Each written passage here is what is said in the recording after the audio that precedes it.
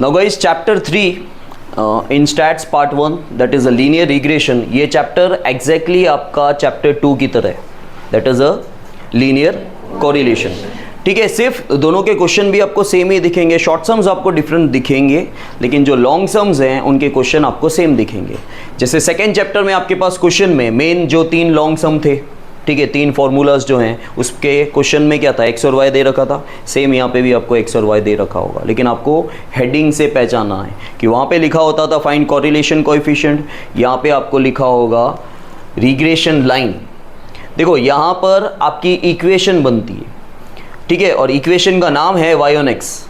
जब हम पढ़ते थे तब 2 इक्वेशन होती थी, वाई ऑन एक्स और एक्स ऑन वाई।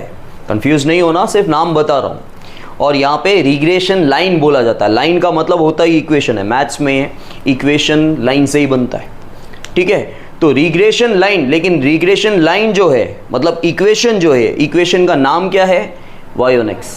क्या है, वाई ऑन एक्स। क्यों रखा गया है वो आपको पता चल जाएगा। यहाँ पे मैं आपको ये बताना चाहता हूँ कि क्वेश्चन आपको सेम दिखेंगे, वहाँ पे भी एक्स वाई था, यहाँ पे भी एक्स वाई है, और आपका जो फॉर्मूला वहाँ था वो सेम फॉर्मूला यहाँ पे यूज होगा, लेकिन वहाँ पे फॉर्मूला किसका था, आर का। ठीक है, सेकेंड चैप्टर में आर का फॉर्मूला था, आर को हम क्या बोलते थे, क्या कोएफिशिएंट, कोरिलेशन कोएफिशिएंट। ठीक है, आर को हम क्या बोलते थे, और वहाँ पे एक ही फॉर्मूला था, लेकिन यहाँ पे एक सम में 3 फॉर्मूला आएंगे। ठीक है, जैसे आप आर फाइंड करते थे, r was a correlation coefficient, वैसे ही यहाँ पे हम बी फाइंड करेंगे, और बी को बोलते हैं रिग्रेशन कोएफिशिएंट। ये नाम याद रखना।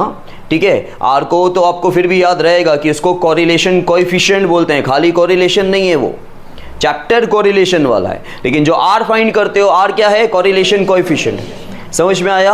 और बी क्या है, यहाँ पे पहला आर की जगह यहाँ पे क्या आता है, बी, और बी क्या है, वहाँ पे कोरिलेशन कोएफिशिएंट, यहाँ पे रिग्रेशन कोएफिशिएंट, जो चैप्टर का नाम है रिग्रेशन कोएफिशिएंट। तो देखो, when the value of x and y is 20 और लेस देन 20, सेम कंडीशन है, क्योंकि आपको इस चैप्टर में भी एक्स और वाई की वैल्यू दे रखी होगी, सारी की सारी वैल्यू 20 या 20 से कम होनी चाहिए।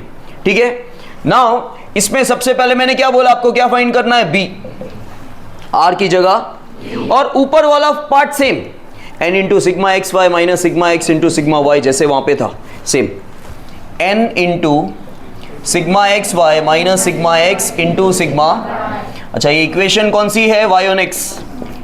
ठीक है, अच्छा नीचे वहां पे सब कुछ कंपेयर करके लर्न करना है, लर्न हो जाएगा, ऊपर वाला पार्ट सेम। अच्छा, नीचे क्या आता था, 2 चीजें रूट में आती थी, यहाँ पे एक ही चीज आएगी और वो भी बिना रूट के आएगी।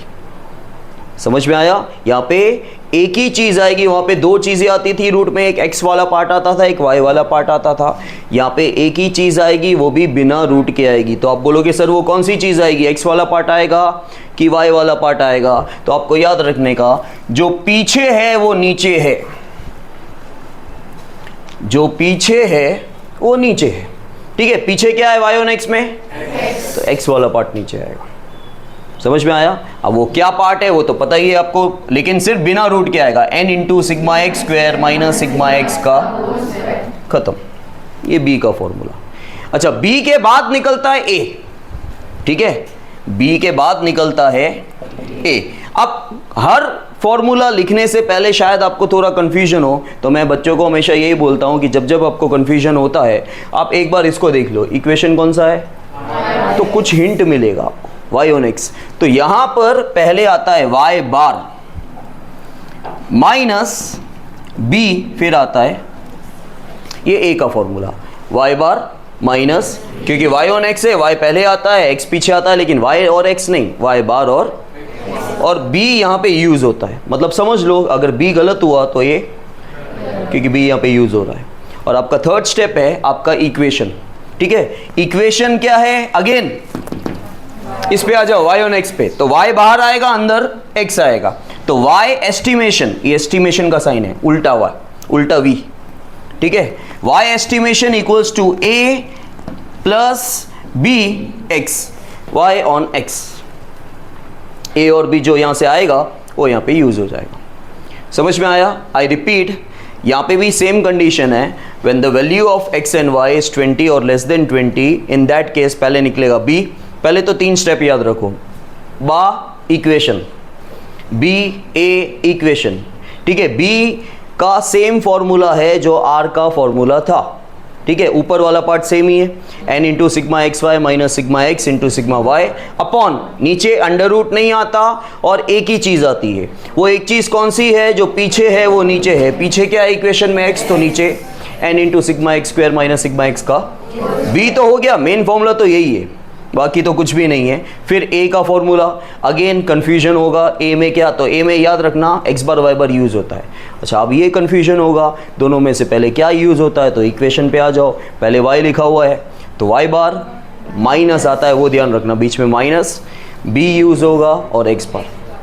फिर इक्वेशन, अगेन इक्वेशन, तो ये इसको बोलते हैं इक्वेशन है y ऑन x, तो y बाहर आएगा, x अंदर आएगा और a और b जो आपने फाइंड किया वो यूज होंगे। लेकिन y के ऊपर क्या आएगा? उल्टा v, उल्टा v मतलब estimation, y estimation equals to a plus b। समझ में आया?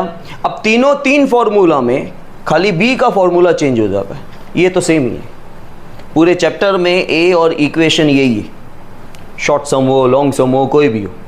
समझ में आया? अच्छा, अब हमारा दूसरा फॉर्मूला क्या है? दूसरी कंडीशन जो है, when the value of x and y is more than 20, जब x और y की वैल्यू 20 से ज़्यादा है तो हमारे पास दो कंडीशन आती है कि x बार y बार अगर पॉइंट में आए तो uv, और x बार y बार पॉइंट में ना आए तो हम क्या करेंगे? जैसे ही x और y की वैल्यू 20 से ज़्यादा होगी पहले हम x बार y बार फाइंड करेंगे। लेकिन गाइस इस चैप्टर में हर जगह आपको x बार y बार फाइंड करना है, क्योंकि x बार y बार यहाँ पे a में यूज़ हो रहा है। तो इवन x और y की वैल्यू 20 से कम हो तभी भी आपको x बार y बार तो फाइंड करना ही है, लेकिन वो फॉर्मूला x बार y बार पे डिपेंडेंट नहीं। लेकिन यहाँ पे पहले हम क्या करेंगे? हम x बार y बार निकालेंगे। If x bar and y bar are इन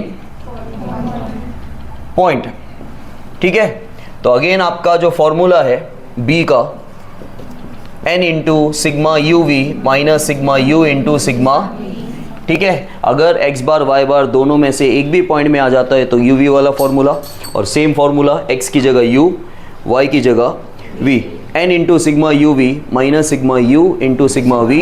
अच्छा, नीचे एक ही चीज़ आएगी वो भी बिना रूट के, जो पीछे है वो नीचे, पीछे क्या है?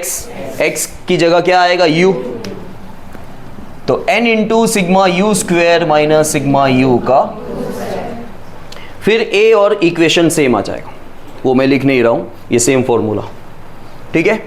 अच्छा, इसी में second condition, when the value of x and y is more than 20 but if x bar and y bar are exact without point, ठीक है, if x bar and y bar are not in point, ठीक है। तो b का formula क्या हो जाएगा? Third formula, तो ऊपर वाला part same, sigma x minus X bar into Y minus Y bar, और नीचे आएगा x वाला part, sigma x minus X bar का विदाउट रूट के बिना, और फिर b के बाद a, सेम फॉर्मूला, और इक्वेशन में भी सेम। समझ में आया? ये आपके तीन मेन फॉर्मूला है जिसके बेसिस पे 5 मार्क का सम आएगा। ओके।